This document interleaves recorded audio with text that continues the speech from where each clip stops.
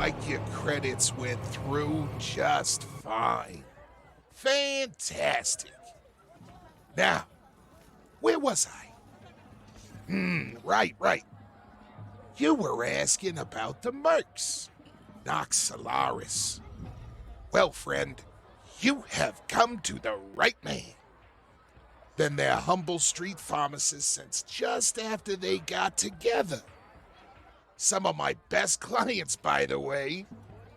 But more importantly for you, they're the best there is at what they do. I mean, what a group. Leader's a bona fide Atlantean voyager. That's right, Atlantean. Then there's the spooky techno-wizard cyborg genius. Finally, a mystic smithy giant. 12 feet tall if he's an inch. Not to mention the mountain of a spirit bear he calls brother. Now, I can get word to him if you're looking to hire Mister. No problem there. Just let old Blitz give you 2 tiny tips for your health. First, don't get on their bad side. Make sure you have payment ready to go, and don't try to pull any bullshit, or you're worse than dead. And second, don't piss off that fucking bear.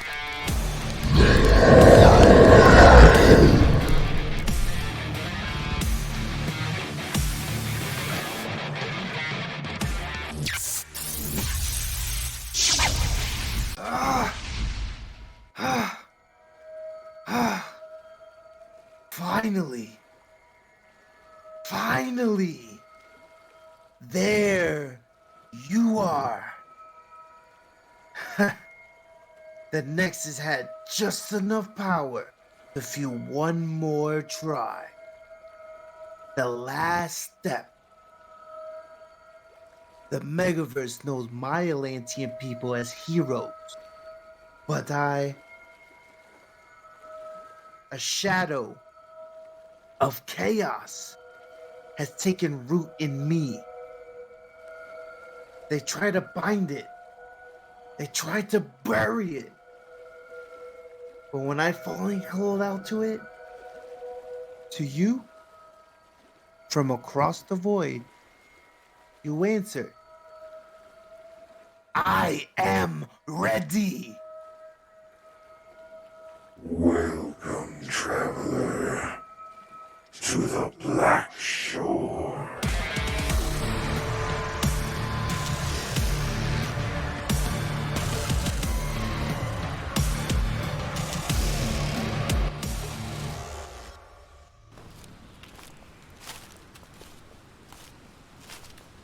Your shame reaches a mother's heart, even beyond the veil, little brother. My sister saw and mocked her as the darkness closed in. She giggled and synthesized honey-sweet tones while leaning close to softly breathe her venom into my ear.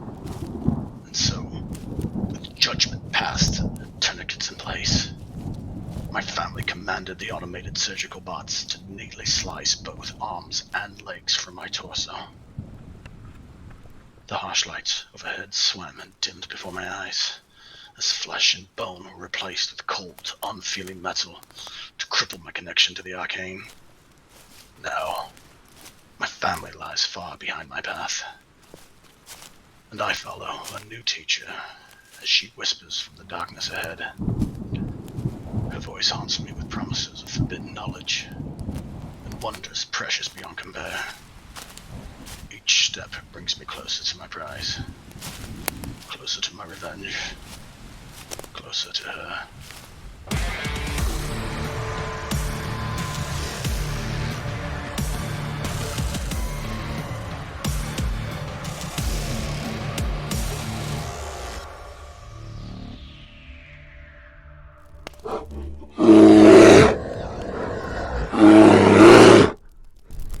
Nah, brother.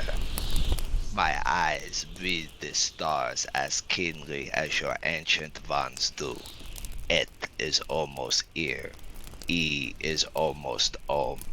And with him comes the end for our proud and noble Vana countryman, along with the rest of the souls on this world. As his foul shadow falls upon us all, we alone stand for those who cannot. Ugh. So rise, son of Aku. Our ancestors smile upon us this night as they call us home. Come and let us earn our place amongst the stars above.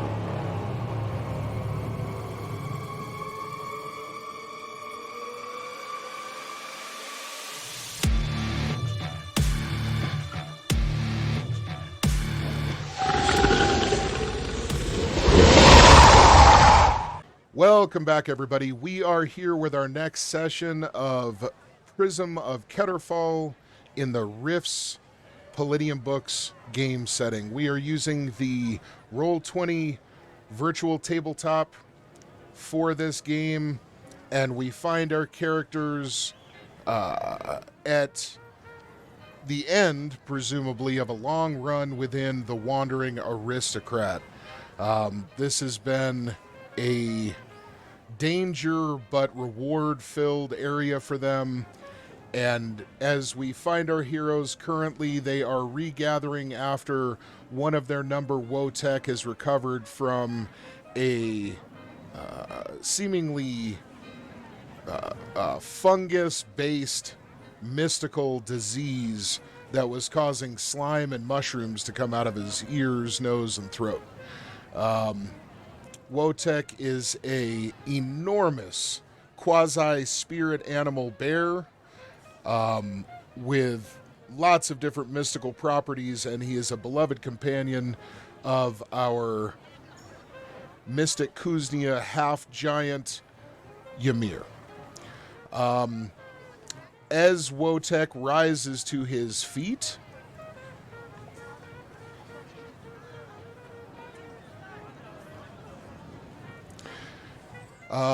you guys all are seeing what looks to be quite a bit of vim and vigor restored for this mighty beast. His 20-foot massive, beefy frame seems once again to hold the kind of power and physical capacity to really do some terrible things if his ire is riled, whereas mere moments ago he seemed to be, if not close to a coma, close to a coma. So at this point, everybody kind of takes a collective sigh of relief in the knowledge that your companion seems to be doing much better. As he rises, I want to make sure everybody really sees what we're looking at.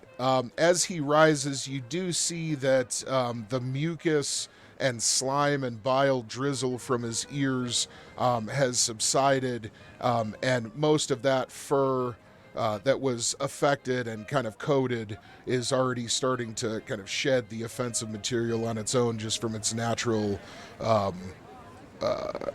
hydrophobic qualities. As he rises to full stature, you see him take in several deep breaths, expanding his chest out to enormous capacity as his airways are cleared once again. And with the low, grumbling kind of roar that he bellows out, you can see that he's definitely feeling much more himself than he has in quite a while. With this matter being tended to, your focus seems to shift back over to Blitz, who is seemingly ready to depart and leave the scene. He had already given a warning about a substance to one of our player characters, and with that, he seems to feel like his business is concluded. Now, as Blitz seems to be preparing to leave, I want to go ahead and open the floor and see if anybody wants to take any action. Ymir, with two of his massive fingers, draws Blitz back towards him in a come over here gesture as a final thing as he's stepping away. Okay. He kind of turns around and raises that eyebrow skeptically once again, but draws in a few paces closer at your beckon.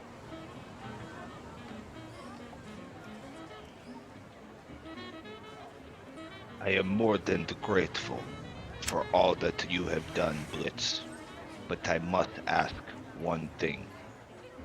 My brothers and I, we depart for a place called the Bitter Creep. Do you know any stopping points, anything about that area that will make our journey better or more safely traveled? He looks at you really seriously for a few seconds, and most of his kind of usual bombast and bravado is gone. Even the joviality and sense of humor that's always been on display seems completely cut away now. And the survivalist in him is the personality that's responding to you now. He looks at your group kind of one after the other slowly, and he says very seriously, "Of course you guys are going there. Jesus Christ." He just puts his head down very low and kind of kicks his boot against the hard metal surface of the floor of the aristocrat.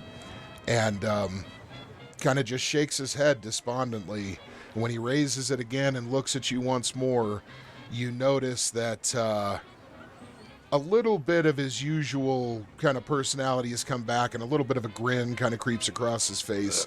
And he goes, yeah, I suppose I could give you a few pointers. He says, you're gonna need them. You're gonna need them. As he says this, he pulls out... Give me just 1 second here. He pulls out an area map on a small personal data display device. And as he begins kind of looking over it, you would guess that this is probably one of his more treasured possessions by all of the adornment that it carries, small marks with permanent marker in different areas of the screen. This looks like somebody's old style little black book of absolutely can't lose information. And as he's kind of peering over this device, just 1 second here. Okay. So that is all set. Let me just go ahead and shift you guys.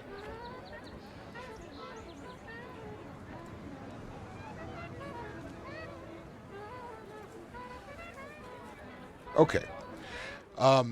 As he spins the screen around so that you guys can see it better, he informs you that the closest destination to where you'll get released from the aristocrat is going to be this area called the fridge. He says, let me back up just a minute here. He says,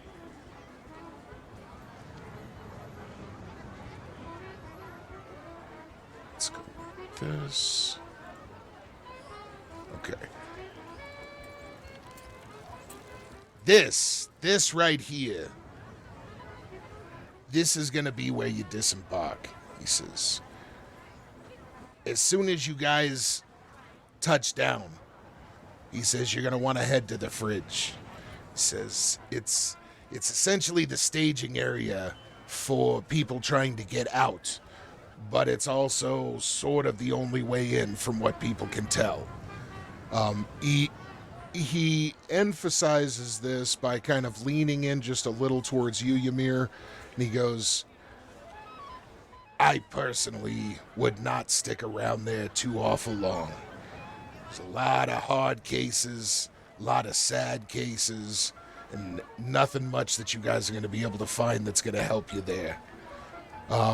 With this, he kind of leans back, and you can tell that the look on his face, he's actually, there's something about it that belies him having some real sympathy for someone other than himself for the first time that you guys have really seen. Which makes you kind of, you're starting to get an impression that the fridge probably isn't a real great place, right? He says, now, further out,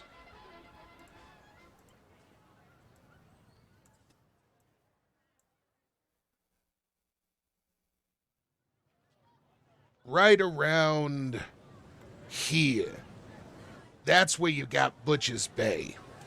He says, Butcher's Bay is, it's better stocked. There's still some communal protection. There's an actual settlement that's still holding on. He says it's pretty rare because most of the spots, especially the closer in you get, that there was any kind of civilization have already crumbled. The creep's moving fast, and not many places can keep up with the toxin, let alone the cold. With this, he says, now a little further in from that, from what I understand, there's some kind of transition point.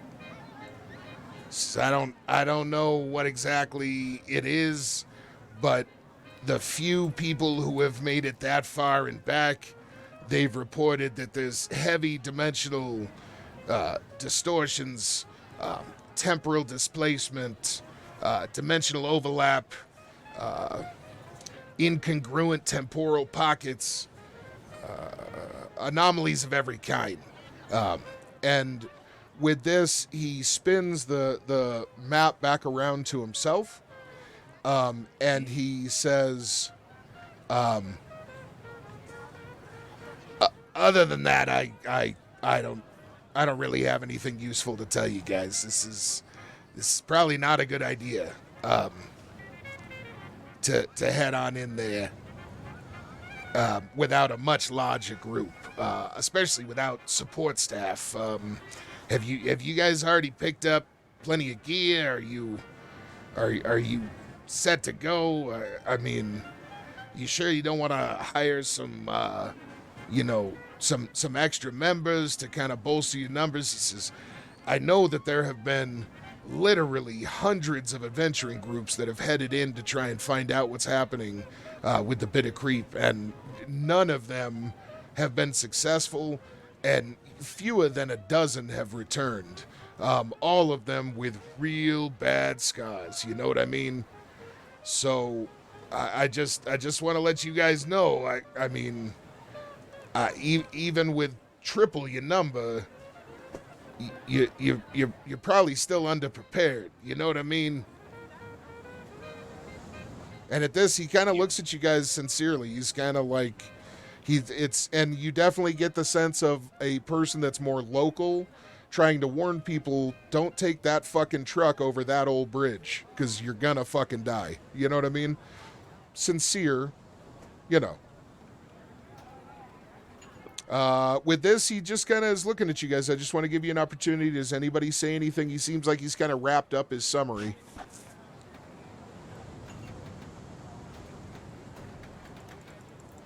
I'm just ready to go. I'm ready to get out of here. Ren stays quiet. Ren's not a big fan of him, so Okay. takes in the information, but doesn't converse. Makes Fair enough. sense. Seeing his two companions' reaction, Ymir gracefully nods his head, understanding full well what he's trying to tell him, and is very appreciative, and looks at him and goes, Excellent. This is twice now you have earned my respect. If you need something, if somebody is after you, you call me. Okay, with This is the least I can do. All right, with this, he actually looks a little surprised, and you get the feeling that he kind of always assumes people are having the worst possible reaction to him, and this actually kind of takes him aback just a bit, and he just very simply kind of closes his eyes and nods his head once in a bow of respect at this gesture that you would guess this individual has not practiced in many, many years. With this, he kind of stands back up, and you see him kind of straighten his posture and stand up tall again, and kind of a little flicker of light in his eyes. And with this, he gives one last kind of simple, polite nod to you guys and turns and begins walking away. Okay, I just want to open this up. You guys stand in the middle of this kind of mini plaza in front of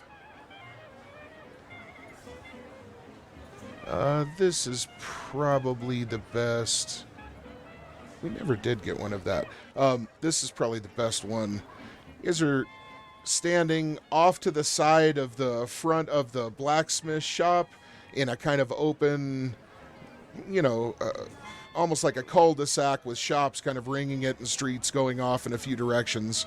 That is directly across from one of the transit hubs where patrons can move between the different layers of the wandering aristocrat.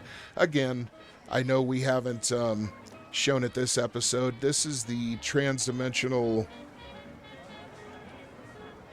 marketplace that they are currently inside of, enjoying some of the amenities and being chased by some of the dangers within. So as you guys stand in this kind of open area surrounded by shops, with Wotek now seemingly recovered, he just continues taking deep breaths and doing kind of like happy little growls, starting to do a little kind of dancing and bobbing back and forth on his limbs, kind of like a puppy. And as I said, Blitz is walking away. All of the familiar shops are around you, as well as the transit hub. What would you guys care to do? I do want to mention as well, this area is this is basically right where Ren's rail is being stored. And I believe you guys had already headed back and stored the gear. The gear was shipped to... The gear was shipped. To his transport. Okay. And we will have to figure out where the two big kind of crate objects are going to go when you guys get on the road. Like how you want to secure them, where you want to put them. As he walks away, Ren's going to turn to Ymir. And, Ymir, you said that 2 times he's done a service for you, but do you forget so quickly that he essentially poisoned your bear and he also poisoned Geiger? I mean, it doesn't seem 2 rights necessarily equal or get rid of the wrongs. No, you are right. But in my culture, you make up for your mistakes, either in this life or the next. Blitz, he is a difficult type of person, but I understand he does what he does to survive. He made a mistake, but he fixed his mistake, and now he's given us information that we need to go forward.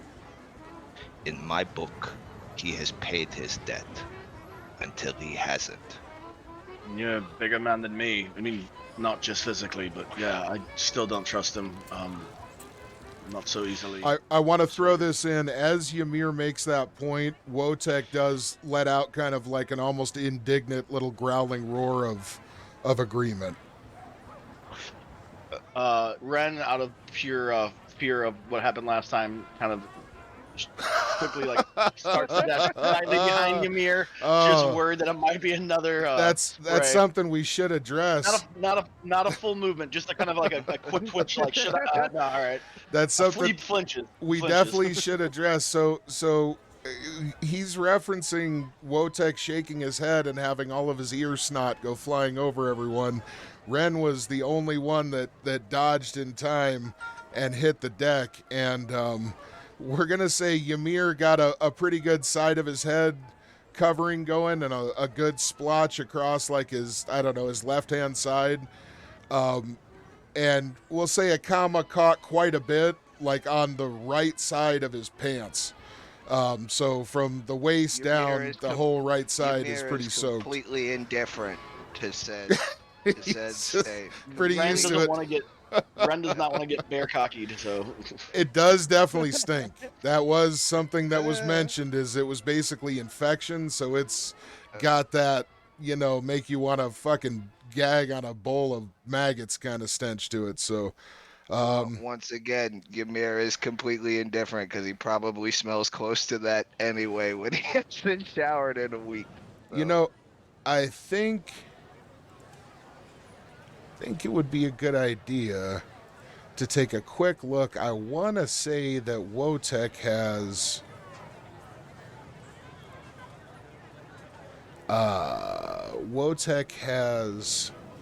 the cleanse spell.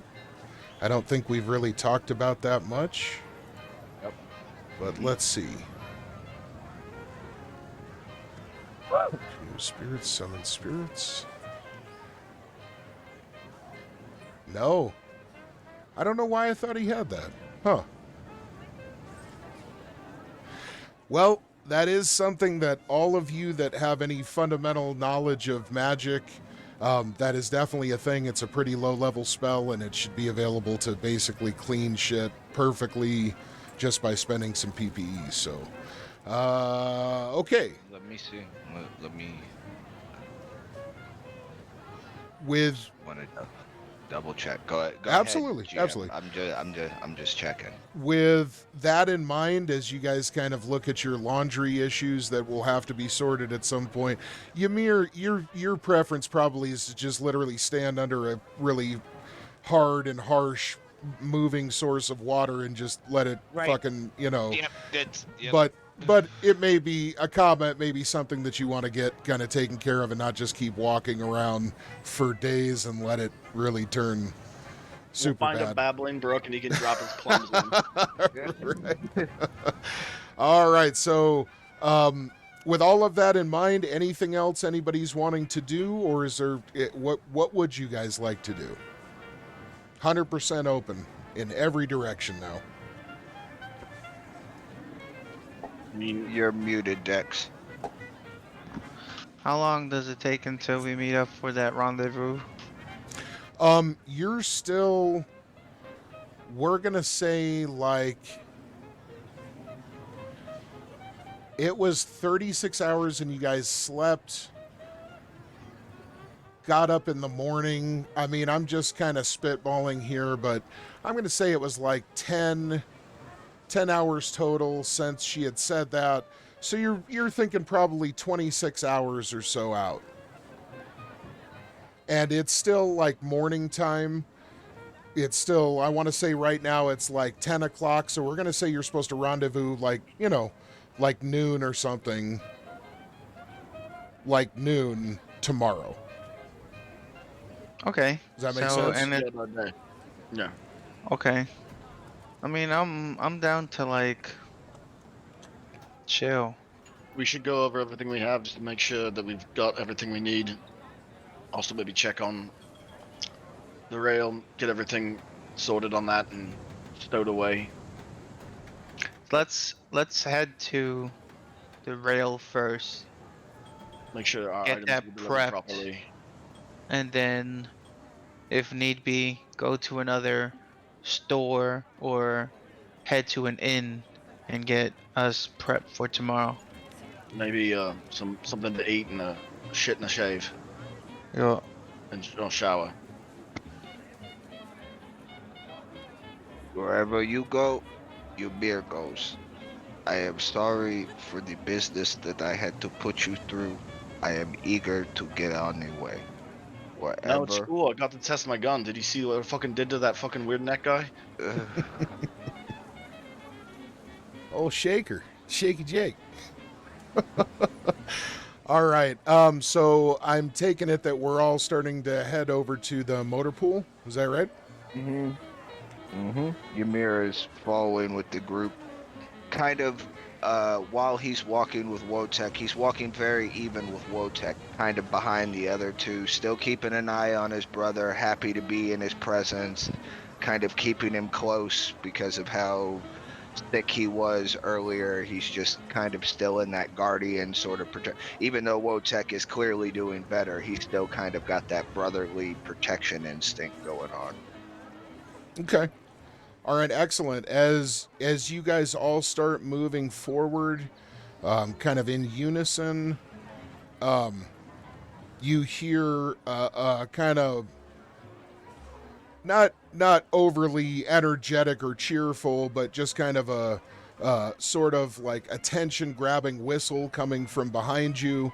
And as your group is walking away, you once again see Lars standing within the store front, kind of dishing out orders apparently, but he's turned over his shoulder and whistled as he saw your group walking away, and he gives you all a nod of respect and appreciation over his shoulder before very quickly turning back to the rest of his subordinates and beginning to kind of instruct them on what tasks to get to next now that the Forge Master has been slain. Ymir raises his giant palm as Lars does his nod, and then he closes his fist and puts it directly towards his chest before he makes sure Lars sees that. So it's like a goodbye, but then he closes his fist and puts his fist directly over his heart before turning around and continuing on down the street. Right on. Right on. All right, so as you head out... Oh.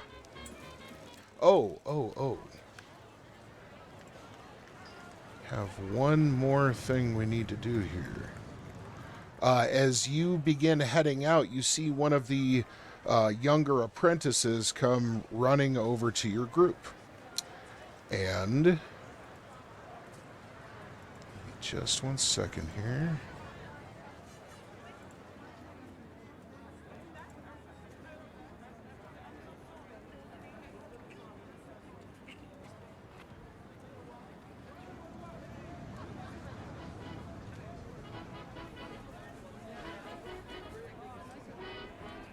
Okay, you see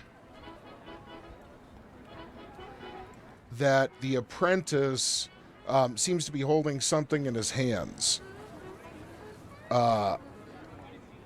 It seems to be some kind of piece of technology, and as he holds it out, he actually holds it directly towards you, Akama. And he says, "Hello, sir. The new Forge Master said to give you this." And he presents this to you. Ooh. As he does so, you realize that this doesn't appear to be a magical photography device, at least not at first glance, but it does seem to be not only of superior craftsmanship, but also made from superior materials and made to be aesthetically very, very pleasing. In short, it is a high-end piece of gear that's beautiful to look at as well. Nice. It seems to have pretty much all of the photographic capabilities and video capabilities that you could ask for, including really, really good zoom, and even really, really good low light and no light imaging. That's funny. Also, It's like instead of it being canon is come on. It Come also on. is able to do high-speed imaging as well. Oh, nice. So with that, he just kind of bows, turns, and kind of runs off. Okay, you guys get up to the motor pool, and as you do so, you very quickly get into the section that's holding your particular vehicle. Obviously, that's not the way it looks, but once you're kind of into the back areas, which in this area, Ymir, you can kind of go into just the front lobby section, but you definitely kind of you're just not going to fit back in the workshops or where a lot of the vehicles, the passages that go to a lot of that stuff. There's a separate loading section where vehicles are taken in and then released from this, and there's kind of a lobby between you guys and that big storage area. So the way the vehicles come and go isn't the way you're walking. So as you guys head on in and everything, though, you're very Ren and Akama, you guys are ushered back to the buggy, and quickly you see that on a whole bunch of like automated service gimbals, there's all kinds of different gear that you guys had ordered, all hung neatly and presented in a very professional and organized manner, obviously in accordance with some kind of arrangement between this facility and where you purchase the items. Everything is ready to get kind of mounted onto the vehicle or on anything else that you're going to be using in an automated fashion, however you guys would like it to be.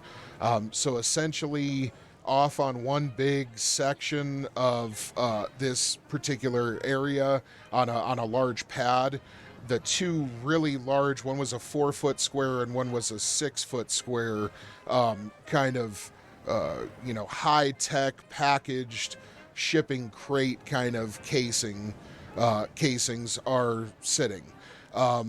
There is a automated system that's going to be able to move those around and place them where you'd like as well. It's a large kind of automated, almost like a pincer arm crane mounted to the wall. And all of this seems to even be voice activated. It's so convenient. So essentially, you guys just need to just let me know where you kind of want things stored, and it's just going to be that way. Doesn't have to be super complicated, but the 6-foot and the 4-foot boxes, those are substantially heavy and cumbersome. So we need to pin down where they're going to be. I know the other survival gear that you guys got. Actually, a bot comes out and delivers your large case with your extra large sized suit to you, Ymir. And you guys see that your environmental suits and your backpacks, your survival packs, are all lined up for you as well. So, like I said, essentially, you guys just let me know where you want stuff real quick and we'll move on. There is the option that we discussed as well to strap stuff to the barding of Wotek. So you don't believe that, we discussed this before, you don't believe the 6-foot crate would fit on him, but the 4-foot crate, you guys probably could fit on him without it being a problem. I should have room in the back to put a 6-foot crate in the back of the... Yeah, I was thinking about that. I honestly think an easy fix for this would be if you detach the drone from its housing point, the whole top of your vehicle doesn't really have any kind of like obstruction on it, right? I mean, it's essentially kind of flat, isn't it? But room in the... I mean, it's basically got a bed in the back of the vehicle where... that's true. Yeah, and there's some cases there that's like snap open, but they're kind of set in, but it still has a bed on top, so there's things that can be strapped in.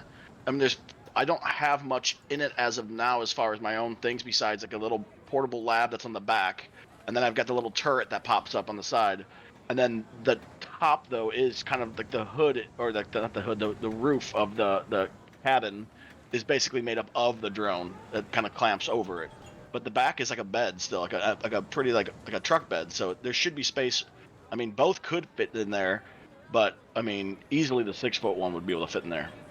I see. I want to go over the token for that vehicle too, because I know now I've got a lot better shit that'll fit what it actually I'm looks starting like. to think I might need to upgrade with now that we got a big bear and a big old man. You know, a little bit bigger.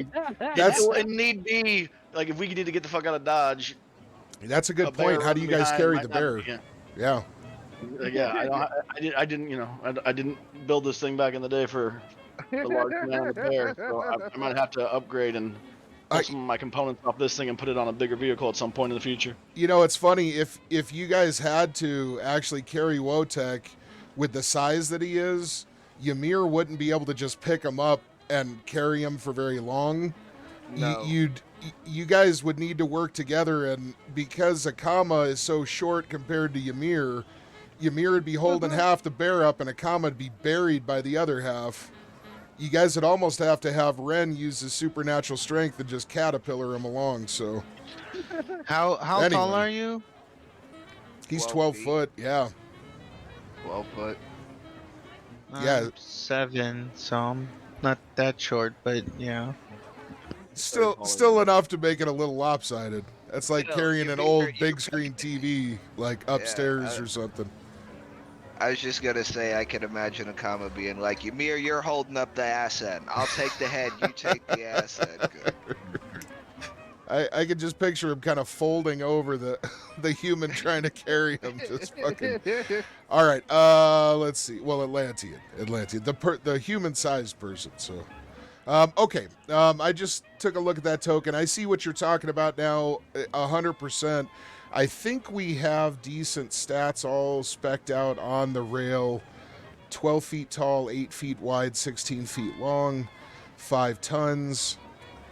Looks good. Speed 120, so it can do 81 miles an hour.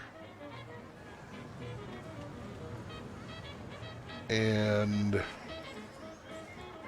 we've got the equipment, the portable field lab, servo arm attachments, heavy precision removable plasma torch, stats, support struts with pylons. I want to stress that the support struts with pylons, one in each corner, are designed to fully stabilize the vehicle. They do not have pistons, anchor pistons. They are the type that you see on like a cat, that, you know, like an earth mover, that really support it so that it can put out a lot of leverage without tipping over. So they are not like, you know, like on some of the, you know, mechs and stuff you'd see where some big claw comes out and digs into the ground. It's like almost like a surfaced, textured metal kind of just like foot that's pushed down and then kind of, you know, got tension against it to just really stabilize and anchor it. But that could come into play. The reason I'm bringing this up is because your servo arm, that's obviously kind of what that's there for. But when trying to kind of do other, you know, not maneuvers, but for other purposes, that could be useful as well. Just trying to kind of really stabilize it as an anchor point for other things or whatever. Okay, and then I think that is it. I know we've got the weapon. You've got the carpet of adhesion on the tires, the environmental bubble. And you've got your railgun out cannon that can fold out with like a gunner's seat. Do you have automated control of that from the pilot's chair? The gun, yeah, I can control the gun from the pilot's chair, but it also can be manually operated, which is like, which Kama did when he sat on it, because it's got a little fold out that you can sit and manually like a turret aim. Excellent, excellent. Yeah, I think we are good. Last thing, I want to see if we gave it PPE. Yes, we did. It's got 60 PPE to run the actual, the locomotion of the vehicle, as well as you can use it to trigger your carpet of adhesion tires or your environmental bubble. Where are you seeing that? Because I'm seeing 40 PPE. Oh, here, let me. Some already here. That's because did we? Oh, I think that's from it being reduced from you driving. And we haven't specifically said you want to pump PPE into it to recharge the battery. But the max is 60. Now, that's obviously very upgradable as well. And again, I mean, be thinking about other features you want to add to this thing, because you got, you have a lot of shit to... I know. I would pump PPE into it before we left, obviously. Hey, good. Okay, so we're going to say that you do that right now. We're going to take 20 from you, and it's now maxed out. You're all set to go with the vehicle. Let's see.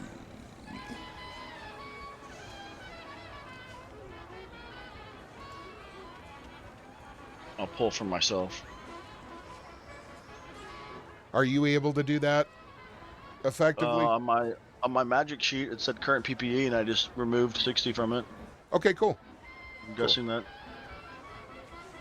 Excellent. Well, I mean, oh, sorry, no. 60. 20. No, 20. Yeah, Okay, I gotta go back and perfect. fix that. Thank you for that. Right? Good catch. Good catch. He's like, I'm drained. God damn it. All right, guys. So now that we've got that all squared up, everything looks good with the vehicle. Your armor is full on it. So hit me. Where does everybody want shit stored? And that includes, remember, things like backpack, survival, your survival pack and your kind of environmental suit, which each one is in its own almost like hard briefcase. Okay? I have a question real quick before we continue. Sure. So, like, just from used to other games and stuff like that. So when we take a rest, do we restore, like, if we've lost hit points or PPE that we've lost, or do we have to, like, haul that out and do certain things to do that ourselves? No, what I'm trying to do is whenever you guys rest, meditate, any of that stuff, which that is something we need to do just a small adjustment, a comma. There's a reason I haven't done it yet, for your meditation earlier during the previous scene. That's, you guys don't, I personally would recommend as players, remind me of everything. Remind me of everything you can think of. But for the most part, you'll find that I'm pretty good about letting you guys know, okay, as you guys rest, as you whatever, you guys get your this and that back, and they just need to get reset. If anybody ever has a problem with going into your character sheet and resetting that when I let you guys know it's okay, just let me know and I'll go in and help you out with it. I'm still fine-tuning things a little bit, but I'm definitely starting to understand how all the mechanics work a lot better. So any questions you guys have or problems, I should be able to straighten them out real quick. So should we have reset our PPE from the day before that we had the fight that we had? Was that the day before, or is that still today? That was the day before, right? No. That was today? In the forge, that was today. We're still in the day. Very current, yeah. Yeah, that was what, maybe an hour? Not even an hour. I thought you said we had slept something for some reason. That's why I got confused. Oh, I'm no. good. No worries. I'm all No good. worries. Okay, so everything looks good. I will say this to just kind of put a period on this point.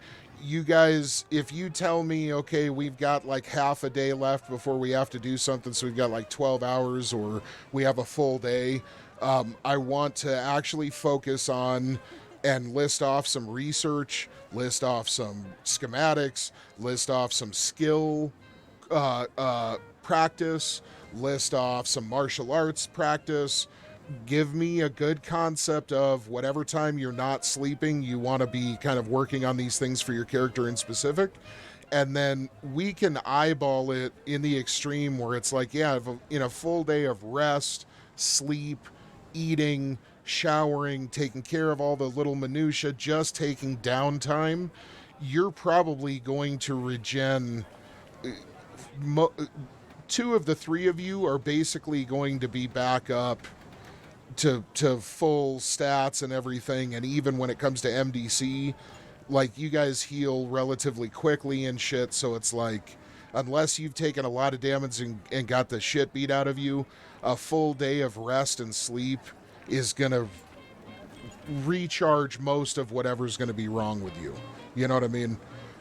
Yeah. So anyway, that's just a baseline to go off of. Okay, so yeah, who wants what where?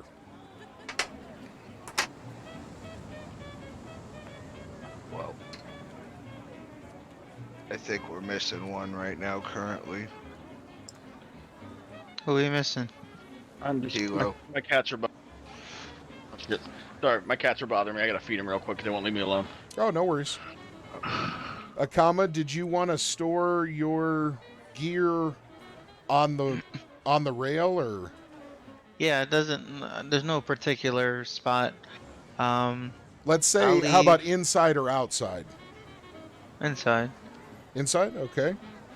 There are a lot of hard points like a military vehicle. You know what I mean? So, I mean, if anything, I'll keep the suit on one of the hard points. So it's like, I could pull it out quickly if need be. okay. Yeah, there's railings all along this vehicle. No worries at all. The tent goes somewhere in there. Well, that's Inside. that's the survival pack, is it? No. Oh, okay. We bought a separate one that was bigger. Yeah. Oh, that's right. That's right. Tent could also. I would have like, just because of the stuff I used to use this for. Yeah, it would have like straps on the side to put anything that wouldn't fit in the back, to be able to be like strapped into the side and carried If that way. anything, you're letting us know where things go.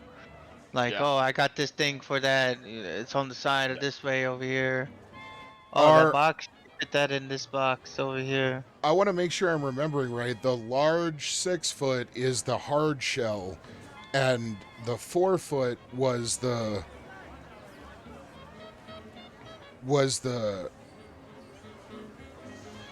large 5-man tent with the extra features, right? It had like the little cook space and the vent system and the batteries and lights and. Mm-hmm. Okay, just wanted to make sure everybody. Yeah. Okay. So that definitely would fit on Wotech. Does Ren want that somewhere besides on Wotech? Like, do you want to try and put the 6-foot up there too with the 4-foot, or are you good with the 4-foot being overstrapped? I'm pretty sure they can both fit. It's up to if we think it's best on Wotech or it doesn't matter. But I mean, I think they'll both fit in my vehicle. I mean, well, I'm gonna assume about an 8-foot bed. I mean, 16 foot. Yeah, because 16 feet. I mean, the front at least you've got your cab and shit. The front's gonna be. It's not quite. It'd be bigger than a third, but I'd say a little. But the bed's gonna be a little bit more than half. So maybe a 6-to-10 ratio. So like maybe a 10-foot bed, I would think. You know what? I'm real fucking easy, man. 10-foot we got, and that means that you could stack both of them in there, and it shouldn't be an issue at all. Ymir only muscle. Ymir's only muscle. I'm only here to move things. You tell me where to go, and I put thing in spot. That's it. Well said. Well said. So we're good with that. You just go ahead and load the bed up and call it. I have no problem with it being strapped to him if you want to, but yeah, I mean, I would think that would. Yeah, I mean, Ymir would probably follow Akama's, seeing what Akama did with his survival suit and be like, oh, that's probably a smart idea if he wasn't going to keep it directly on Wotech, somewhere where he'd easily grab and get to it. So, yeah, that makes sense. Perfect. Well, I mean, if you have it on Wotech, it's the same thing as having it on the side. I forgot to mention that my vehicle's got a launcher that shoots clothes onto you immediately. So you just stand in T-pose and it just shoots them off. Now, tactically, not having Wotech weighed down obviously is the best strategy. Right. But I mean, It's not a significant change up, but it is a good bit of extra weight. And Right. ultimately, the only thing it's really going to Well, and I cost get to extra ride is the a little mother- extra PPE, you know, in mileage, I guess one could say. So, no big deal. So, I still gotta ride the motherfucker. yeah, man, it'd be a good idea for you to have something faster than you to like Right. get around Right. if you need to. Exactly. So, okay, so everything gets loaded up. You guys put Ren's doing the same. You're putting your. Did you say you're putting your suit inside or outside? I'd be put it as easily accessible to me as possible. On exterior or interior, like that you could get dressed inside your vehicle or outside of it. You can Yeah, it would be in the cab with me. in the cab. Okay. All right. So in one of the many different areas, I've got some cool assets for that I just need to finish filing, but I've got some stuff for the interior of vehicles that I think would look really slick and give you guys a good idea of what you're dealing with this stuff. I would like to eventually really give whatever vehicle you're going to be using predominantly, yours is kind of the only vehicle of the group. So we might as well polish everything up and really Sure, really yeah, I make can it try to something come up cool. with So like a little blueprint setup of the way it's laid out. that would and be it's fantastic, to you, man. and you can go. I mean, it won't be like visually appealing. It'll just kind of be No, just but I could hunt for rectangle shit with, that's like- sectional yeah. that matches up with it even, and we could do a nice layout for it. You know what I mean? Like, sure. Yeah. all right. Okay, so everybody gets everything loaded up. The stove goes where? Stove's in back, I a guess. fairly large box. I think we said a box about as big as a mini fridge. Is that right? You wanted something beefy enough to really... I'd have that in the back of the bed, pushed up against. How so like about mini fridge, so like 3 feet max width, but maybe 2 feet. Yeah, Like- yeah, that sounds about right. So I would have that be pushed against the back of the bed of the truck, against the back of the cabin behind me on the left side, because the turret's on the right side, and then the 6 foot pushing behind that to push against it on the far left side of the bed. Sounds good. All right. And then the right side, the tent would fit out of the way of the turret, pushed against the right side. There'd still be a gap in the middle for extra stuff if need be, but also if someone needed to move around back there, there's that space. Excellent. All right. So now that everything is put away, what are we doing? You really don't have any further business here unless there's some upgrades you're interested in checking out, or... I'll say that Ren was getting ready to activate the arm to grab some of the stuff, and then just notices that Ymir just like shoulders it and drops it on. I was like, oh, never mind. I'll concede that God mod. That's allowed. I'll concede that God mod. All right. Okay, guys. What next? What are we doing? Ren's just gonna kind of do his standard, not so much of a ritual, but just his standard, like looking over everything, checking tires, checking gauges, turning the thing on, making sure everything looks good.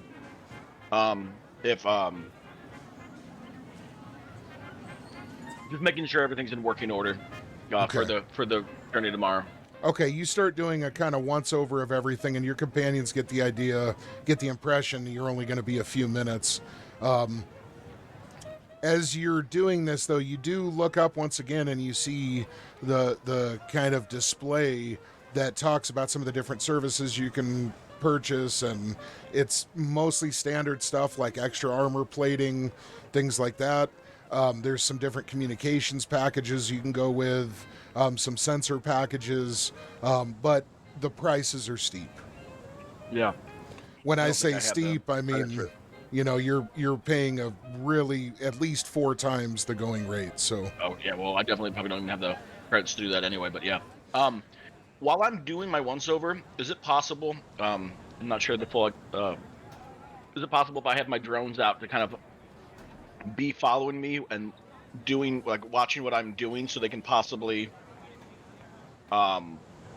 record the protocols that I'm doing, so in the future I can have them kind of scan it for me, and if they notice anything out of the ordinary, they would alert me, so I could be a little bit more hands-free as far as like just a You initiate this process knowing that it may not be a single step away, but with a bit more development of their baby steps. Yeah. command systems, you think that could definitely be a step in the path. So, excellent. So that is taken care of. You get that all recorded.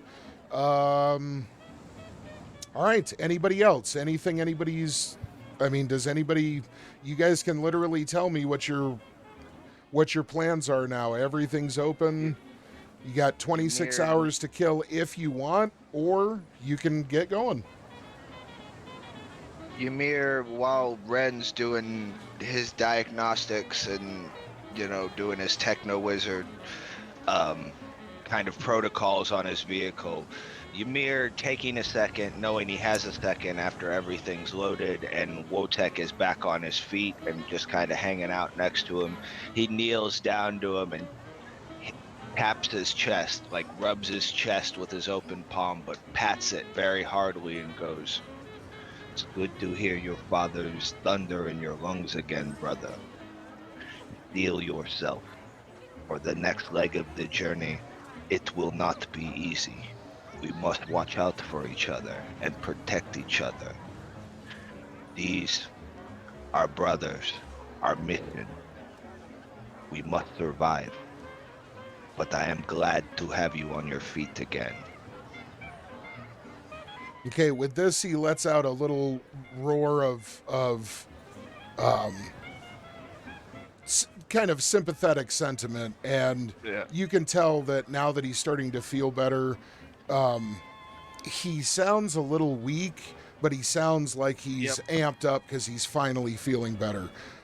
You do get the impression it might not hurt for him to rest a little bit, just to kind of get back up to 100%, but definitely not necessary. So, are you near the vehicle while you're saying this to him? Yes. Yeah, we'll say that Wotek's out in the lobby too. So, okay, so I would say that Ren will roll out from underneath the vehicle as he's doing a quick check, and just look at Ymir real quick and be, "I just thought that we just got all this stuff for this environment. Do we need like a bear gas mask or a suit or something? I didn't even... Is he gonna be okay?" Ymir kind of nods his head slowly, yes, and goes, "My brother should be fine. If there is any danger, like there was..." He quickly snaps up with a really loud roar of anger towards you and just goes, "Rah!" And you can tell he's kind of going, "Fuck that. Fuck that." He seems to have been listening to what's happening and has picked up enough of the signals where he's almost like, "Hell no," and kind of chimes in. But, oh.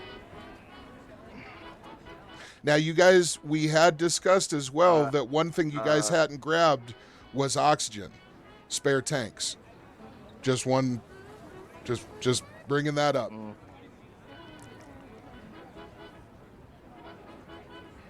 How much more space you got on your truck?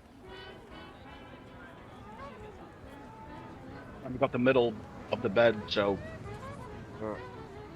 whatever will fit there. I mean, that oxygen should be fine. But do we need... Okay, real quick. I'm confused. Was the bear upset about me questioning if he's gonna be okay, or saying "fuck you, I'm not gonna be okay"? Yeah, no, he's saying "fuck you, I'm not going to be okay. I want protection." Okay. He seems to be speaking up for himself, kind of going, "Fuck no."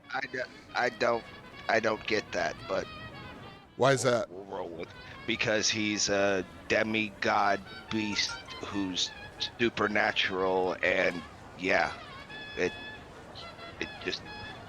doesn't make much sense to me. You gotta wait and see what's gonna happen, though, to understand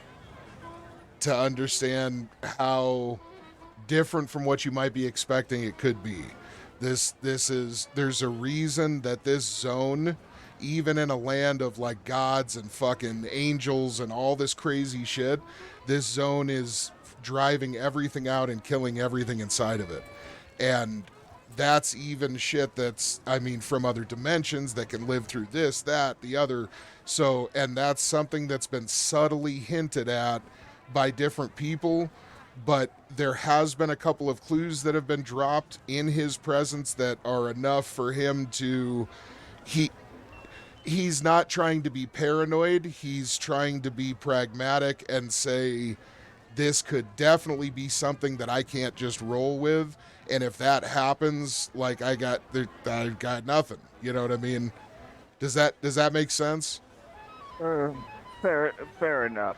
But believe me, there's tons of shit in here that even a god, it could like melt through their skin, give them a disease, give them a virus, you know what I mean? I get all that. I think the way it was handled, I think never mind. We'll roll with it. Since he gave that reaction, Ymir is honestly going to look at him like, because Wotek doesn't react like that, so he's just gonna cock his head and be like, So then, oh, go ahead.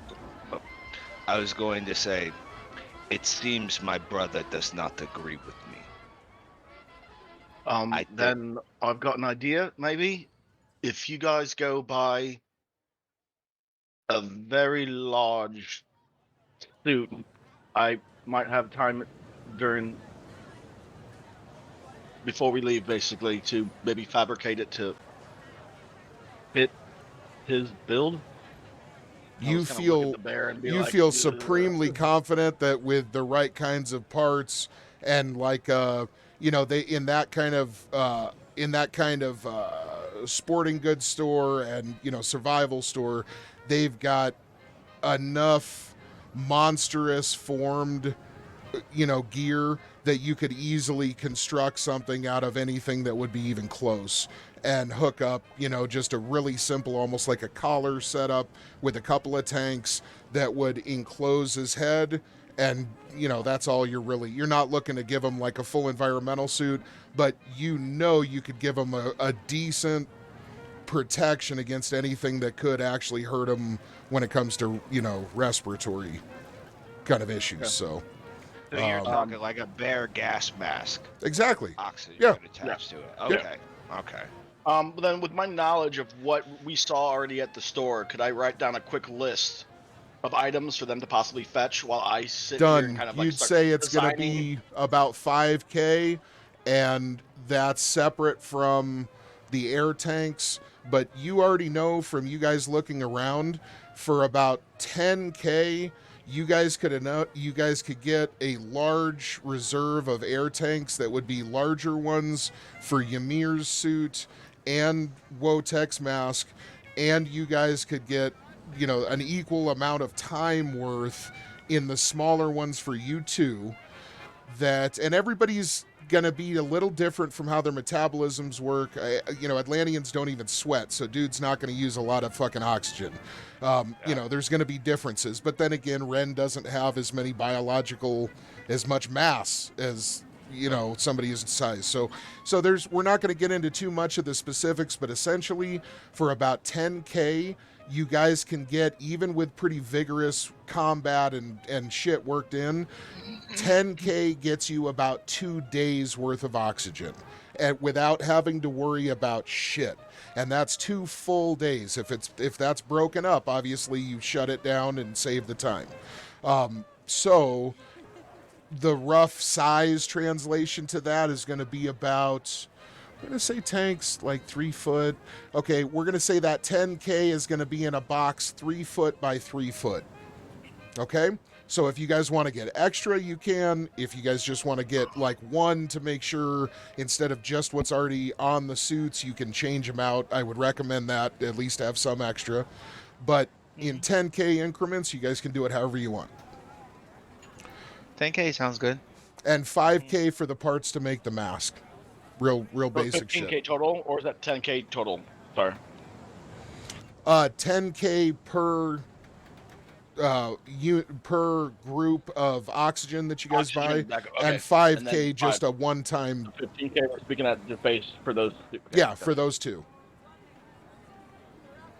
I'll start writing down the list, and I'll be like, "Do you think we need more oxygen than just? 2 days worth. I mean, 2 days seems like it could be short if something goes wrong. I don't know. I mean, I have no idea what to expect. Very true. We'll bring another box. Make it 4 days.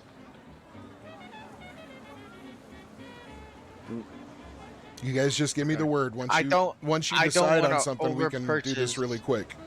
Yeah, I don't want to over purchase No, I understand if need completely. be, because I'll we're just- gonna be full of oxygen, and then maybe Yeah. we might not need the oxygen.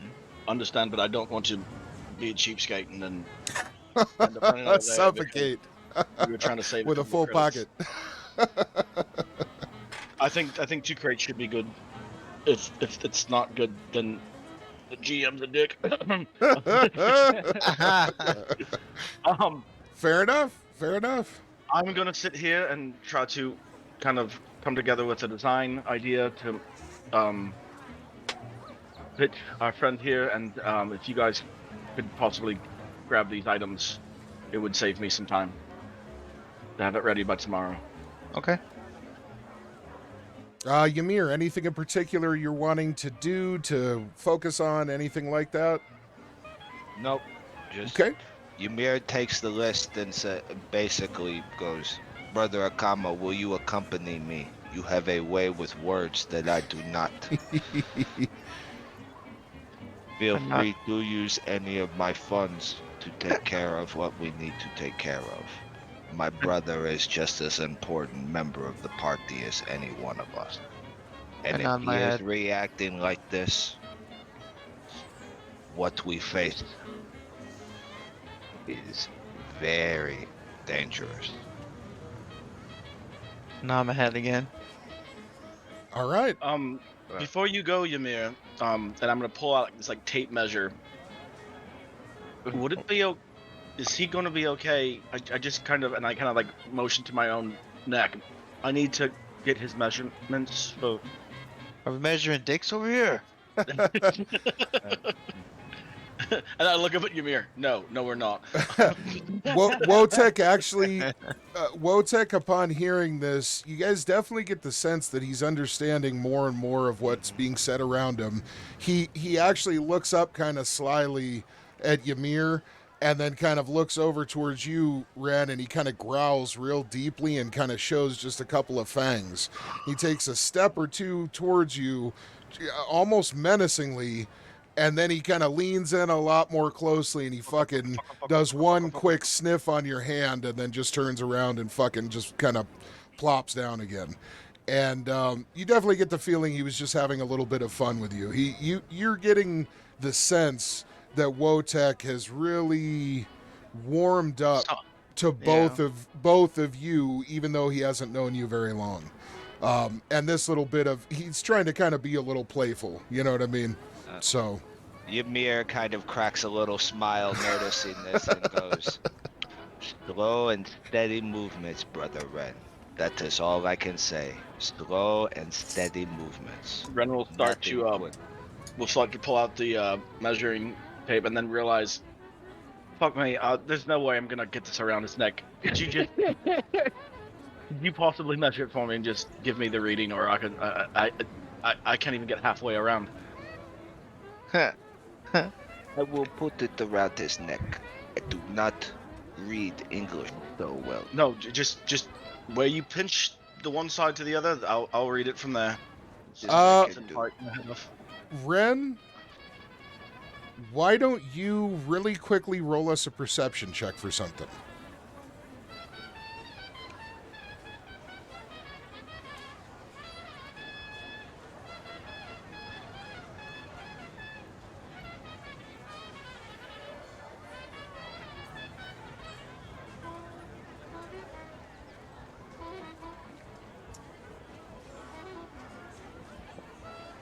Sorry about that. My headset died right when you said Ren. Could you real quick? Oh, could you just Perception roll us a check. perception check? Sure. Sorry about that. Yeah. Nope. No I- worries you're at like, all. Ren, could you? And all of my headset just goes. No and I'm worries. like, fuck. All right, perception. Okay, we got about half an hour. Mm-hmm. Tops. We'll try and wrap it up I mean, before that. as I've always said, GM, I'm not going to interrupt you in the middle of your flow. So 7:30, yeah, good. But if you've got to finish what you've got to finish. Couple minutes. I get you. Right on. Don't I trip on appreciate it. that. Okay, so you are pretty sure that the camera that was just gifted to Akama should be more than sophisticated enough when it comes to imaging to be able to do a full model. Exactly. So if it was used to just simply walk around the object, you should be able to get really, really decent data from it to do. I mean, then you could use your own onboard computer to kind of just do, Start doing all my actual. 100%. Then okay. Well, then I'll be like, and suck it back in. On second thought, no touchies. Akama, can I see your camera real quick? Good. And then I go and hand them the old camera. You have the old camera. And it's not bad, but it definitely doesn't have those capabilities. Like I like to nod my head and I just reach in my bag and pull out the old camera and I hand it to him. Like, yeah. No, I kind of need the new one real quick. I'll just have it for a second, but I need the new, the nicer one. And then I go like this with the camera, the new one, and I. No. No.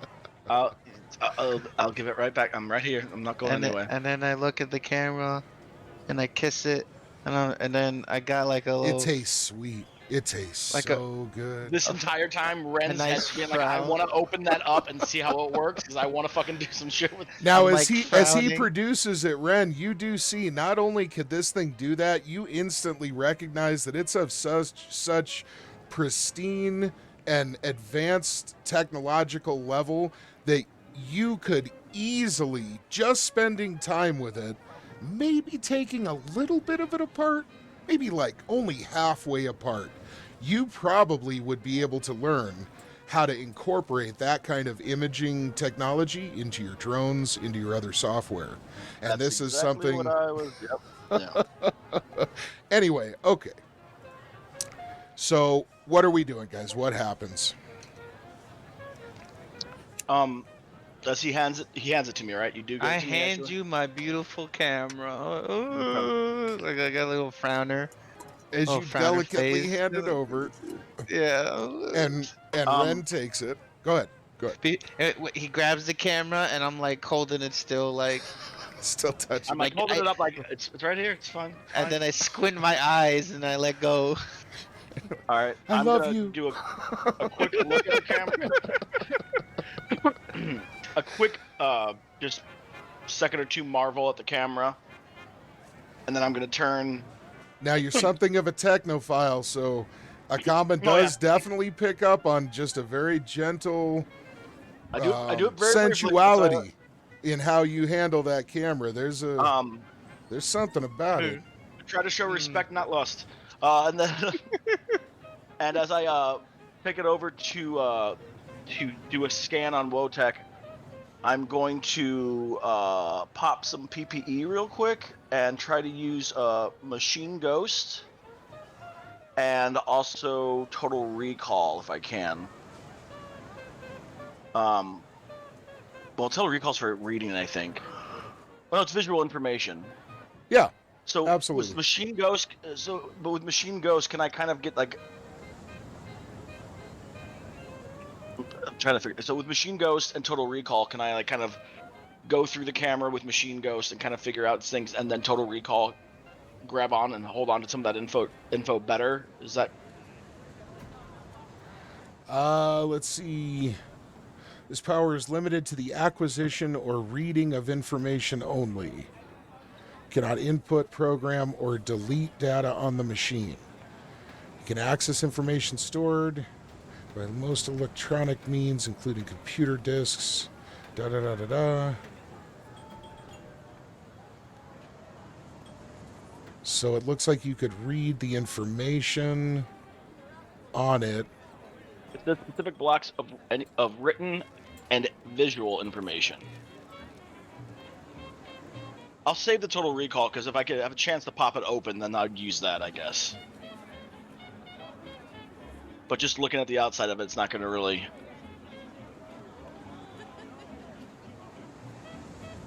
Sorry, I'm just getting through this last little part. This is a really long fucking ability. For which one? Total recall? Machine Ghost. Or machine? Oh yeah, Machine Ghost. Yeah, that's got. This is the one I was saying we're gonna have to go over some of your side powers. I wanna discuss some stuff that I found on all this that it's kind of split up more than I thought it was before. How do I expand this box to make it bigger? Oh, there it is. I found it. Never mind. Yeah, because Jesus Christ, yeah, that's more than I thought.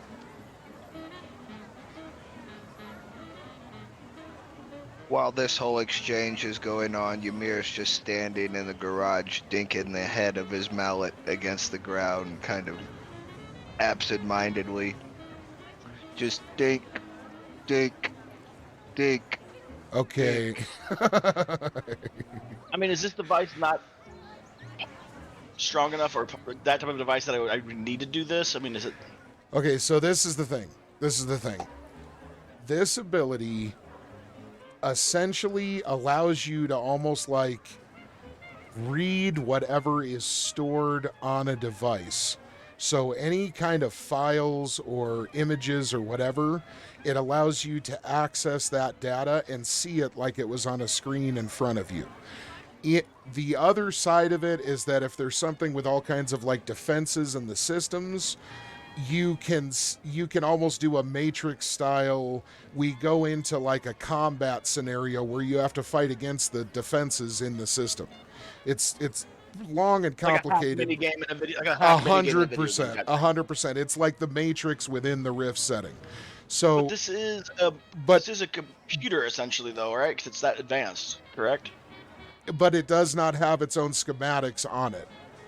But would it have the programming routes that I would understand how things operate, so I could not that necessarily side of it 100%? Yes. So, yeah, not the hardware, but Yes. the software is what I want sir. to try to figure out, so I can implement that into my drones. 100%. Okay. Yes. Yes. Okay. So then, and yeah, the other one that we need to talk about eventually is, I forget exactly what it is, but it's like maybe it's this telemechanics. Give me just one more second. Psychic to mentally communicate and understand machines. Okay. I think this is it. Instantly have a complete, although temporary, knowledge of exactly how the machine operates. Cast both of those and you get the full package. Telemechanics and Machine Ghost? Or telemechanics and Total Recall? Or should I just blow my whole wad and do all No. I think just the two. Just the telemechanics. We don't need the whole Machine Ghost. We just need telemechanics and Total Recall. That's it. Okay, so telemechanics will help me figure out all the coding and the way it operates via software, and then It gives Total you Recall will help me it'll remember give you the as much as possible. coding and the mechanics of it, yeah, and the Okay. schematics. Then that's what I will. That's what I will do. Then I will cast telemechanics and Total Recall. Okay. All right. I'm gonna cast those in just a second. I gotta minimize them so they're not taking up my whole screen. You guys been collecting a lot of good fucking tech so far. The list is getting long. So then I roll. Do I roll or use it? Just use it. There's a use button and there's dice buttons on the. Oh, if you just roll the dice, I think it should do the same as use. To be honest, I'm not really sure which one you. I'll hit use and see what that does. All we're looking for is a reduction. Yep, 10 ISP. Perfect. That works. Okay, but that's not a roll on that one at all? No, you don't. No, it's not it's a. a cast. Okay. There's just the dice spot in the thing. That's Yep. why I was wondering. Okay. Yep. Yeah, And then total- there is a mechanic Recall where has you a might have to roll. roll in some instances. This is definitely not one of them. This is like total the recall most. though, that says roll percentile. See how much is retained. Yes, that one. Requires a roll. Nah, I just don't. I'm Okay, sure, that's fine. I'll hit the use. right on. Okay, so now that you have very surreptitiously kind of downloaded all of that information, you're understanding how all of it works now, and these lights are going off in your mind about all these possibilities for new tech that you can dive into. You've successfully imaged Wotech. If anybody has anything they want to throw in, just let me know as I go. But after imaging him, you spend about 3 minutes coming up with very solid schematics for a mask. We have Ymir and Akama heading back over to the kind of Cabela interdimensional store that they visited earlier, a large warehouse-like structure through the market district. As you guys get there, are we good so far? Is there anything anybody's wanting to... I would have handed the camera back to Akama so he doesn't think I'm... Absolutely. I don't want to skip that. I bow, and I kiss it and put it back in my bag. Nice. It smells like bubble gum and summertime. Grape. It's wonderful. Grape. A little bit of Grape sweat Hubba from me Bubba, inside even. about holding it. Yo. It ain't even You that already dry know, shit. It's Bubba. Hubba Bubba. Yo, the juicy of the So juice. soft. All right, so as we continue going here, you guys get to the store. You find everything is exactly as you expected. As far as prices, if you would like, Akama, you can hit that barter check real quick to see if you can knock some credits off of this. Some dollars off. You're looking at 25K total for the 2 oxygen units and the mask components. Wrong one.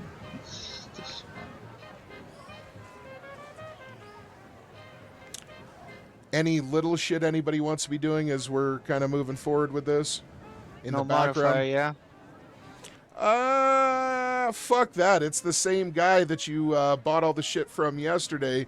You notice he's sporting a huge pimpish gold chain. Today. Earlier today. Yeah. As Man, yeah, right after the thing got a fat ass chain. yeah, right, he's got a big old chain and he's got some kind of nice, almost like flamingo feather, fluffy kind of fucking robe thing on. Looks a little alien with all the fucking psychedelic colors cascading across its surface, but it definitely looks fresh. So he's all decked out. He seems to really appreciate where you guys are coming from and what you've done for him, and he's gonna give you about a 20% bump in your roll, so you can add 20 to your roll. While they're gone, can I open up my portable field lab on my vehicle and just kind of start prepping the things that I know just to save time as much as I can? You got it, 100%. You're ready to rock and roll. What do we get? Oh, all right. As you're talking to him, you just kind of bullshit back and forth a little bit, and one thing that happens is, Akama, you do notice that as you're standing there talking to him, he kind of like looks over at you and then looks over at Ymir, and he starts really looking at you guys like big muscly bodies, you know what I mean, and how you guys are all chiseled up and fucking hardy and rough. And then he kind of looks down at himself at one point during the conversation, and just kind of his shoulders slump a little bit, and he just looks a little disappointed in himself, you know? And this seems to kind of sway the conversation in a not so great direction. Now, if you'd like to make one further roll, we could see if we could get back on track for at least a modest discount, you know? So before Maybe a jock, I but I like decide anime to too. look at it again, I'll go ahead and I like do a nice slow pat on the back and be like, hey man, why you look so down? Looking all strong and shit. He looks up at you in this critical moment as you go ahead and roll. You can do a After doing that, we're gonna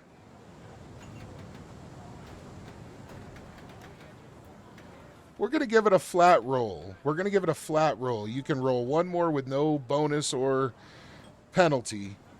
And as he looks like he's kind of in a introspective moment as you say this, he looks up at you, kind of like almost like wanting to see how you're going to react to what he says. And he looks real innocent and just kind of bashful and very vulnerable in this delicate moment in his life. And he says to you, "My dick's small too." And he just stops and looks real serious. Looks real serious to see how you're going to respond. Okay? All right. Now I'll go ahead and say, "Hey man, it's not the size of the ship.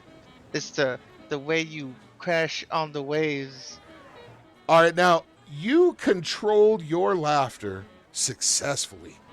Yay. And by doing that, you were able to say that in a very earnest and sincere way. And I mean, you even kind of like raise your eyebrows up and kind of just, you say it real. It's okay. It's okay, little one. It's all right. That completely comes across to him, and you see a small crystalline tear form in the corner of his eye. He decides to give you a full 25% discount. Okay? So what is that? What did we say? 25. I got a question for you. Yes, I got sir. a question for you. From what I'm reading on this, it says a base skill of 30% plus 4% per level of experience. Then on top of that, it says mathematics and literacy are not required but helpful, with each adding 2% bonus per to barter. Okay. So Is that does it? I do not think that's all connected in there. And again, that's Okay. probably something that when we set the skill up, we're using the definition out of the core book. And that's the same definition that we've got under we were just using the example of pilot vehicle. So that's probably the one that's going to give you a little bit extra, because as time went on in the rules, they adopted shit out of like the Rifter, like we talked about.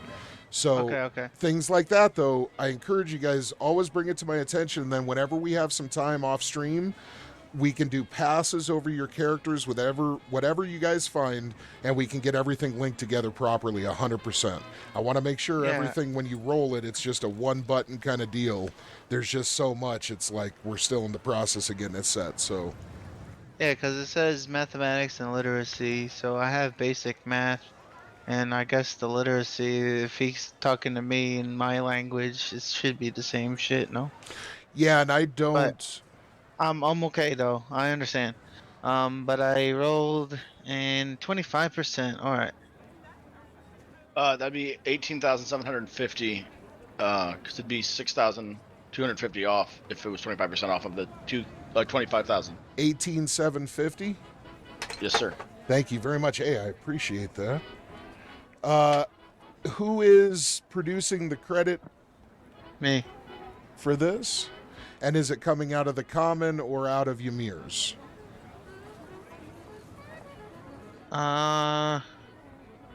Should be I common. figured common, yeah. Yeah, it's the common, because Ymir doesn't carry but a handful of personal Oh, credits. I thought Ymir, you had said earlier, feel free to use some of the funds. I might have Yes, misunderstood that. Out of the communal, out of my end, out of the communal, just like when I paid mean, for the supplies. It's all in one account, so it's basically it's all one account. Yeah, the communal's three, like a three is pooled one. fund. Yes. So I yours just is in there misunderstood mixed that. with us. So you're saying put the rest of yours in there, but it's attached to it. So your communal money is the same as my communal money, so it's the same thing as Ren's communal money. So Yeah, it's Yeah, just but a it's pool. split. Exactly. It's a pooled account, but you do have your own funds as well, which I remember you were having a comma hold. That's where the misunderstanding was. I thought you were saying if you need to use some of my money to pay for this, Oh, I don't really care. Like your Well, personal money. Yeah. Whatever it takes, whatever it takes. That Okay. was his whole point, was whatever it takes to get So, this done. so if I I get need it, then Yeah, I use get it. you. Exactly. 100%. I just Gotcha. wanted to make I sure got I it. understood. Yeah. Okay. And you said 1850. Is that 18,750. 18,000? Yeah. 18,750. Outstanding. Okay. So moving on, you guys make the transaction successfully, and you are set to head back. The gear gets collected automatically and begins getting automated shipped back over to the motor pool. You would expect it to be there probably close to the time you arrive. Other than that, nothing much is going on as you guys start heading back. You guys definitely see there's lots of options for entertainment and shopping and all kinds of different amenities. But you guys make it back relatively quickly. And within a few minutes, you're all united again, right as the gear shows up on the automatic kind of tracked system that is set up. Everything arrives and is quickly unpacked, where Ren gets to work on assembling the mask. This is done in short order. It takes less than 20 minutes to make sure that everything works, including, proof testing and getting everything really locked in, making sure there's no bugs, no flaws. You also install a couple of kind of just fail safes where if for some reason it needs to be done, you can shut off the flow, replace a tank while it's in use, and still have a small kind of reserve of just a few minutes without a tank in it. So that's one little extra feature that you're able to incorporate. There's also a large button on the side, a large red button that essentially, or in whatever fashion you would incorporate, that essentially is kind of like an emergency switch if something can obviously seen to be wrong with the respirator. This switch is going to essentially initiate a simple redundancy program so that a very, pared down version of the respirator will kick in, and it'll actually, it'll make sure that he still has maybe 30 minutes worth of viable air and rebreathing available. So it's just an extra kind of, just a little measure to make sure if something fucks up, there's like a mini almost air generator built in. While Ren's doing his motions, Ymir's just going to watch Ren's movements and watch his motions and the way he installs things and puts things together. And it's going to bring him a sense of appreciation, because it's almost like watching a smith at work at the forge. He understands with his mind and the way he installs things. It's very similar to his craft. So he just watches him intently, taking it in step by step. His aura, the zen-like state that he has when he fits things together. It brings him a new perspective as he watches this. Do you want to have your drones recording this as you do it as well? Do you want them recording like everything you're working on, or? This I would, but also I was wondering if I could have one of the drones possibly.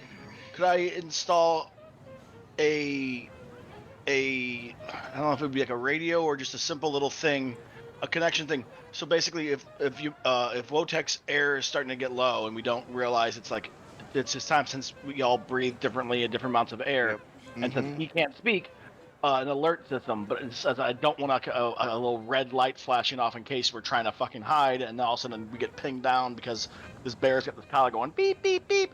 Could there possibly be like a warning detected in my drone so it would notify me that it's time to switch its air? Like a Bluetooth sensor. You would estimate that with an hour's worth of engineering and assembly, you would estimate that you could link everyone's communication device to be able to broadcast a tone. The drones would be in on that, and you would be able to link those devices with the air sensors and O2 kind of readouts for each person's suit through the respirator assembly, because it's all fairly high-tech stuff.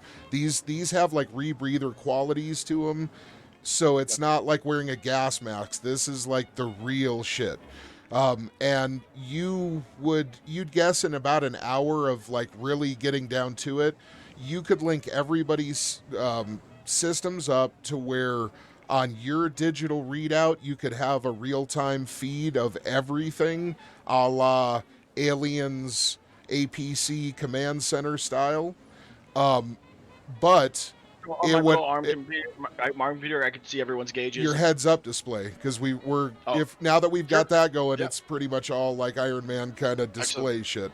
And then of course everything else would be redundant, so that if somebody's levels got critical, everybody would get an alert, and your drones would be in the loop of that as well. Same with a leak or a puncture or things like that. Yes.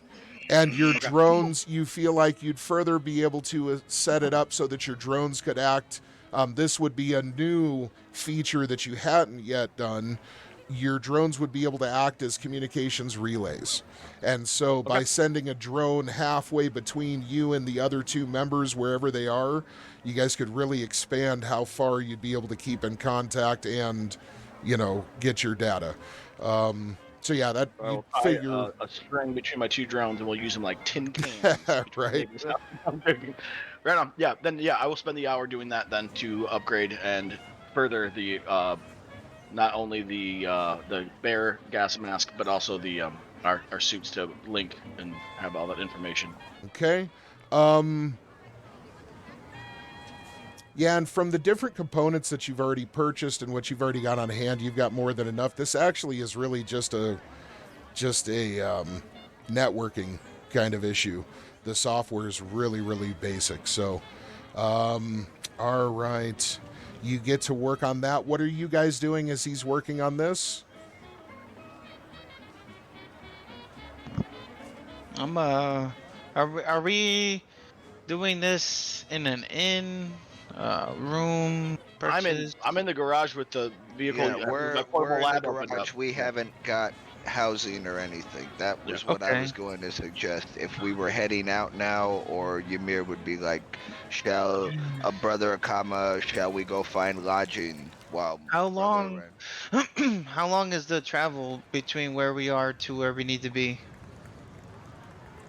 We don't know. You get the impression it doesn't work that way. You get the impression that you guys just leave the aristocrat and you're going to kind of be where the exit point is. And then, from the map that you looked at before, the fridge does not look like it's very far from that exit point. Okay.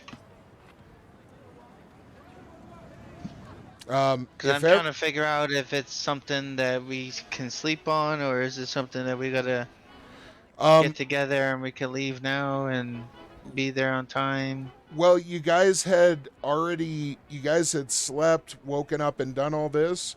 You feel like if you took 12 hours and just rested and kind of slept and ate and got set, we'd be looking at around, we're going to say midnight, and you guys could depart then and still have, what did that be, 14 hours to get from wherever the exit point is to the fridge. Does that make sense to everybody? Mm-hmm. It works. Yep. You would also guess, just from everyone's condition, that should be more than enough to kind of get everybody back up to 100. So the only thing we need to figure out, because we can kind of move forward quickly, is there anything else anybody is wanting to do or take care of before we get through like a night of rest and kind of just working on little projects? I was about to say, in the hotel room, or in our room where we were staying, that's when Ymir would have a flash of inspiration. And if you could, GM, I would like to show this off to everyone. I don't know how to do that on my end, but if you could pull up the mantle of the silver anvil from my Absolutely. assets. While Is that- Ymir is in, it should be in gear. I think it's normal. Oh, is it gear, mantle. not lore? Okay. Yeah, it should be gear. Let me double check for you. Yeah, Oh, it's yep, there it underneath is. gear. Yep. While Ymir is in the hotel room, kind of meditating, going over the different designs he's come up with in his head, he has a flash of inspiration from the day's events where that blue flickering flame of rage that's usually a source of combat and despair actually inspires him, and this is the image that he sees in his mind cleanly and thoroughly throughout his meditative process while he's preparing himself for the next leg of the journey. All right. You've taken that first step on starting to fully realize this ambition, and we will delve further into that in future sessions. Very nice. Ren and Akama, you guys were able to see that, right? No. Oh, here, let me... Sorry, this one, you got to kind of do it in a different way, so let me... I know it's a little weird. Because I wish I could just show y'all, but... I mean, you can always just send it into the group DM. I will. I won't take any more time Yep. right now, but I will show that to you guys. And our viewers definitely got to see it. So, Excellent. okay, so... with that being said, any other research, Ren or Akama, anything you guys are wanting to do, anything small? Are we wanting to fully ready our weapons, check all of our gear, make sure all the buckles and fucking fasteners are good, every Clean up. Yep. Clean up. make Water sure bottles are full, all that kind of shit. I'm assuming this is the kind of general time to wash our asses and get ready. So the timeline that I'm gonna project as, like, I guess the time basically going through its phase until we get to 12 o'clock. I am planning on doing maybe like a little bit of shadow boxing. I'll probably meditate for a few hours, and then I'm gonna sit outside and light up a nice fatty, and probably call Seraph and say what's up. All right, as you do, you kind of, at first she's a little bit guarded and doesn't seem to kind of be in the same kind of mood she was when you were hanging out with her before, but you definitely kind of pour the charm on a little bit, and pretty quickly you notice that she starts kind of just being a little more friendly and kind of open.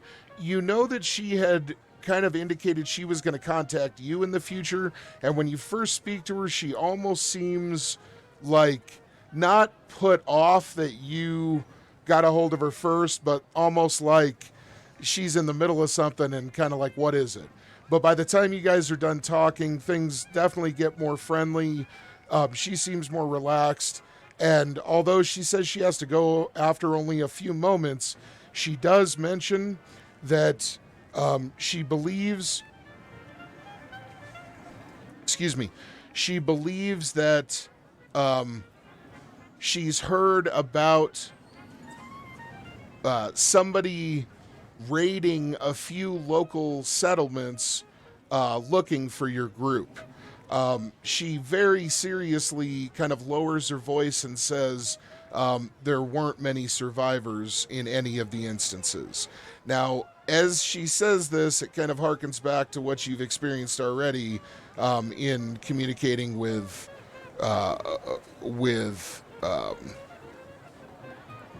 Seraph?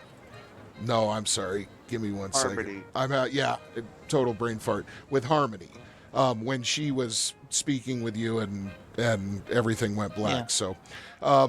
So anyway, and after this, she does have to excuse herself. But like I said, it seems like you made some inroads to that relationship being Hell yeah, more boy. friendly. So after this, anything else anybody's wanting to do?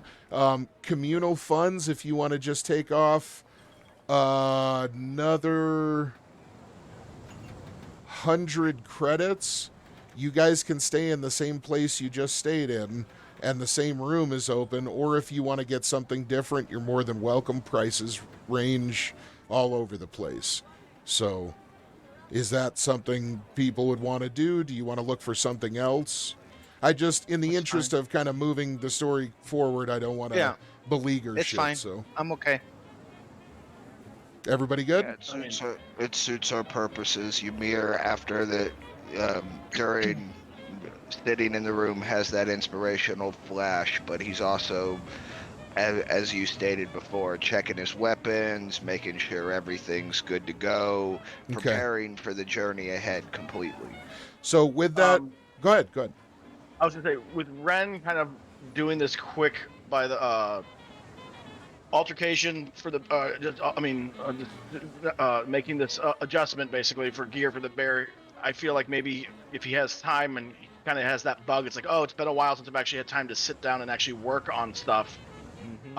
Maybe during this free time, I could work on some of my tech and look at it, and then I could actually, before our next session, go over some stuff and maybe give you some ideas. So next week we're going to figure out, or next time we can figure out what I was working on and what I got done possibly from. That works. 100%. 100%. It is done and done. Out of the communal, will you take 100 credits? We are going to refill everybody's PPE and ISP. I'm also going to take a look and we'll make sure everybody's MDC are back up. Everybody should be peaked out. And you guys get through the night, no events. Everything is very mellow and, well, not the night. I guess the evening, we'll say. And on the other side of it, you guys arrive right at midnight at the door of the kind of motel, the safe room motel again. Once you head out towards the motor pool, you retrieve the rail. Everything is 5x5. Everyone's gear is nice and pristine. Everything is put away. Everyone's fully recharged, and you guys are loaded up. You've stowed the additional crates as well, and everybody's gone over the new gear enough to where you feel like each one of you individually, you guys have enough time. You feel like all of the, the tent, the hard shell, the different, respirators, all that shit, everybody gets how it works and can kind of, manage dealing with it on their own. After acquiring the rail and setting forth, you guys come to the transit hub, and once you are at the transit hub, you guys see that the kind of gate system is set up in a large kind of almost like a conveyor system where outgoing passengers are kind of shuttled through a kind of valley.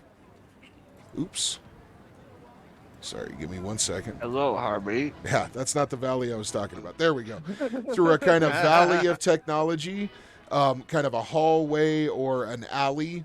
And as you guys move through this structure, you realize that very quickly there is some kind of reality warping effect at play.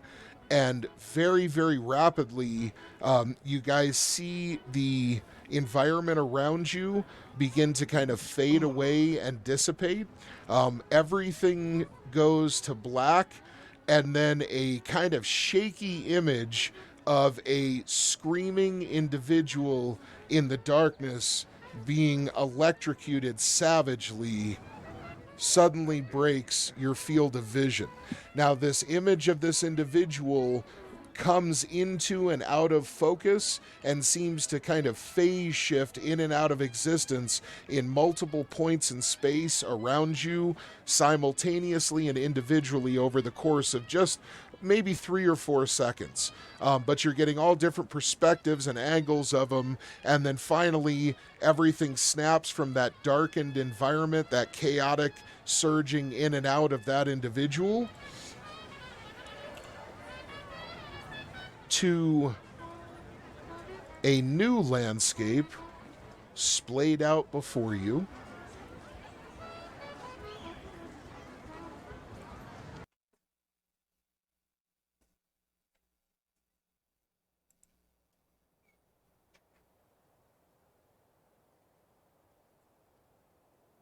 Okay.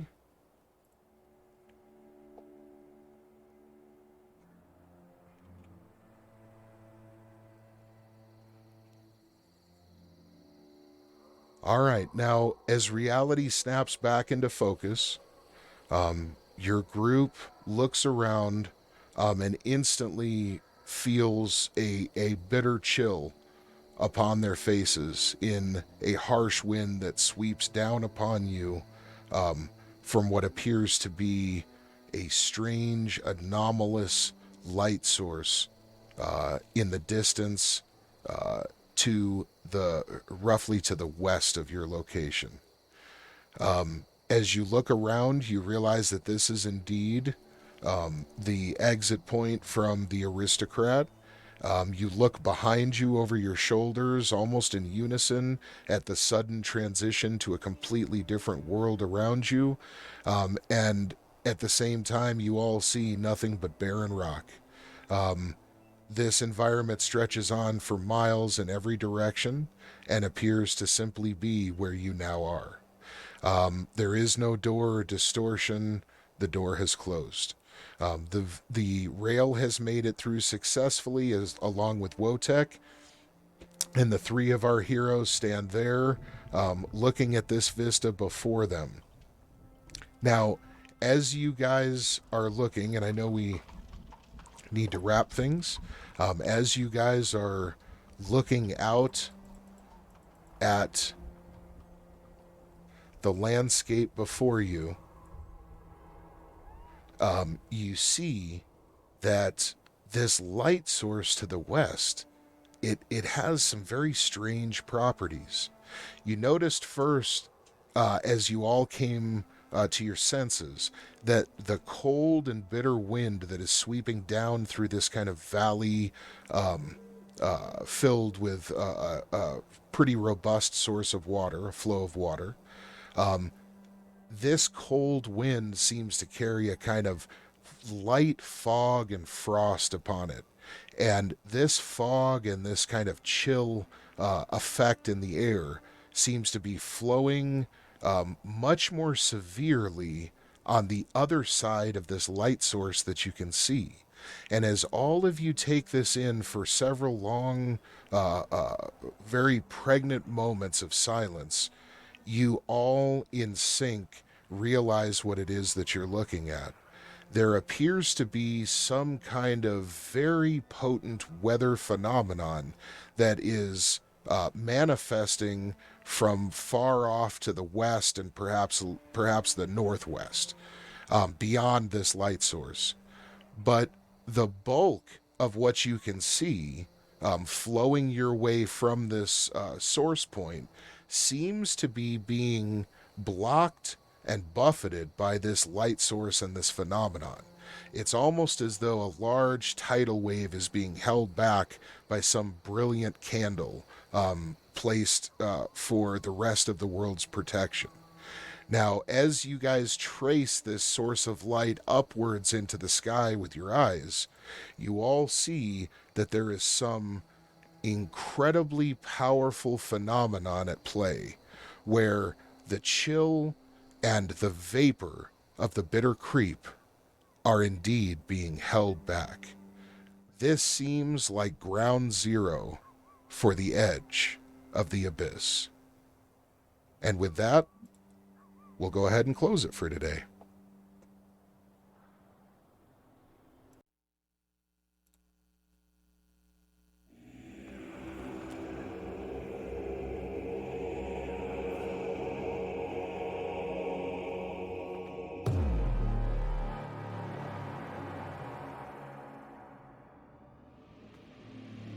And now, bow your head for the patrons.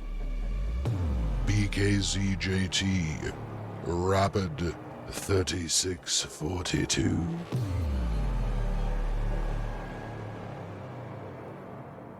and Sasa. Nova Rose, Kerry T, Tommy Gunn.